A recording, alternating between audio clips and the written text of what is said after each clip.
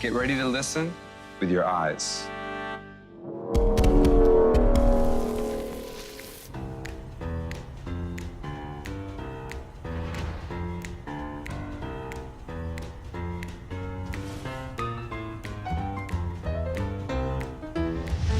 My mama's a Brooklyn girl, Brooklyn Jewish girl. My dad's from Mississippi. I grew up between Woodstock with the hippies and New York City with the hood. So there was this contrast inside of my soul between the black and the white and the urban and the rural and the hippie and the hood. And I like to think of myself as a remix. I make sculpture and I make jewelry and I also make performance art. From the combination of studying at design school and seeing those letters on 42nd Street and seeing that graph and Calder Circus all mixed together, it all sort of is a jumble of really still what I'm doing at the moment.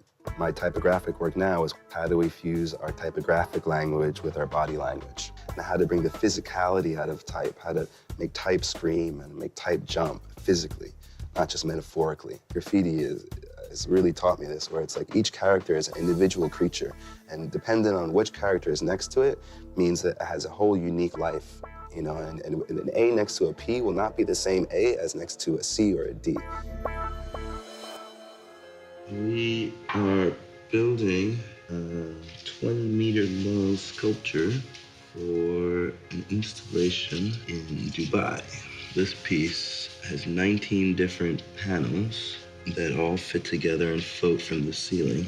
There's 10 different languages that are all part of Marco Polo's journals. Each language represents the country of origin that they speak the language.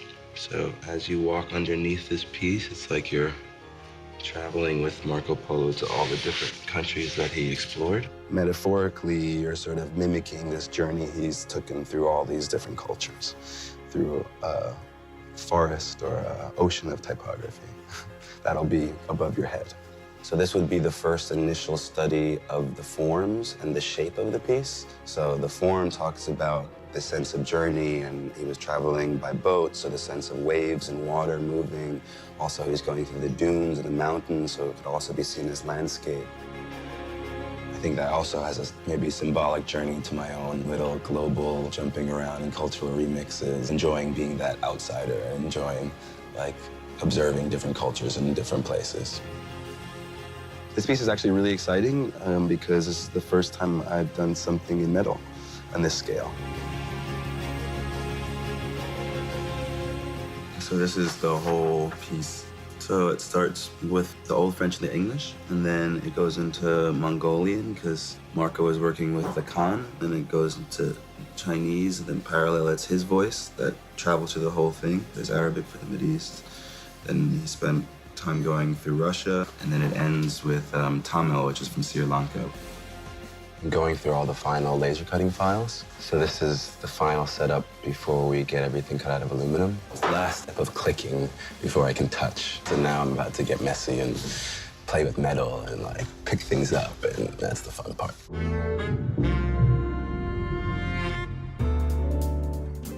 I've been in Berlin for the past 5-10 years, and it's really allowed me to develop my own voice as a client and really work on my craft as an artist. Listening to jazz and stuff as a kid, words would fly around, shapes would fly around. And with hip hop, if I close my eyes and listen to the MC flow, I could see those words making shapes and moving. And so I think it's all about recreating that space and that idea of them moving. It's easy to walk by and not see the small details of typography. In the same way, it's really easy to walk through life and not see the small details and patterns on butterfly wings, the smallest details that we can easily not appreciate. So I made this idea of listening with your eyes into a much bigger mantra for myself.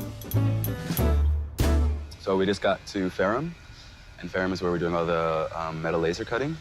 So the files are okay now? Okay. We have some small tape. Yeah. To read it well. Okay, cool.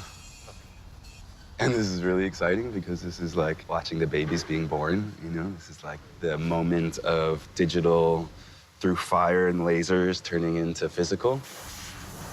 On that point, he's very hot and very powerful and can melt the material. Right. He cut up to 25 millimeters in mild steel. 25 mil. Wow. Wow. That's crazy. Wow, beautiful.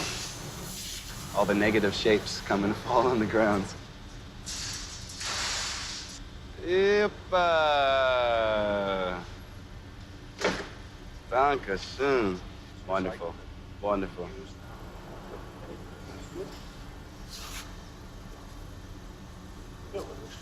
Babies are being born. Nochmal eine Sichtkontrolle, eine Endkontrolle vor der Beschichtung.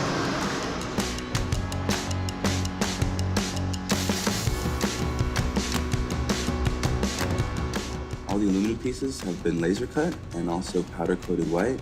So now the second phase of work begins where we actually build the sculpture to see it come alive. We'll do the first build here in Berlin, and then once we get to the Chinese Grill restaurant in Dubai, all the small details have already been figured out. So there really can't be no surprises.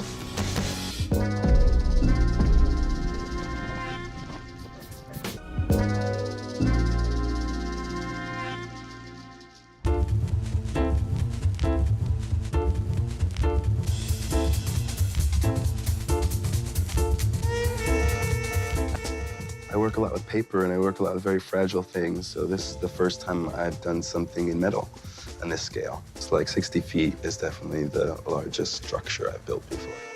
When I made this transition from my sort of past life as a graphic designer, one of the decisions was like getting off of the computer and getting out of the virtual space. And instead of creating this illusion of depth, actually making things real, you know, and making things with my hands. There's still a lot of room to invest in your process and take that love and energy into your work.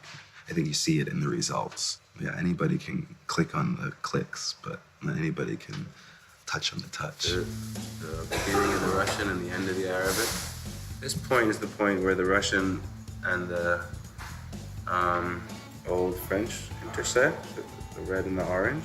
It's also how you position the light so you're not looking into the light. So maybe they're all the way on the side so the rafters don't get too lit up, but it's just the plane of the sculpture that's lit, you know, versus making the whole space lit. Now we're at the final stages, doing the last hanging here in Berlin before we ship it off for the final installation.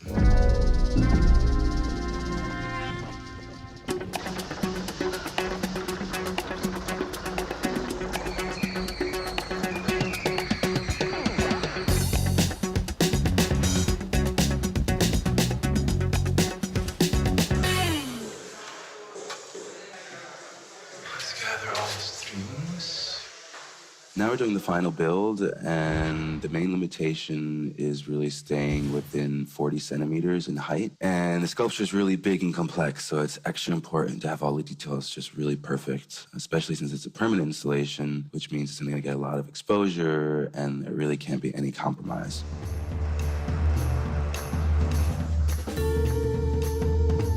I have to go and put all the ones that are furthest back up first. This project has been a long process, from concept to research to the final installation. It's exciting to have these opportunities, though, that allow me to explore new materials and new relationships to viewers and environments. This also feels like a maturing of my visual language that adds this new sense of finality and gives even the smallest details this sense of perfection. And unlike, I think, maybe some of my past projects, this sculpture really feels like it's permanent and it will outlive me. And I think it's really important to leave beautiful things behind in this life, besides just good compost.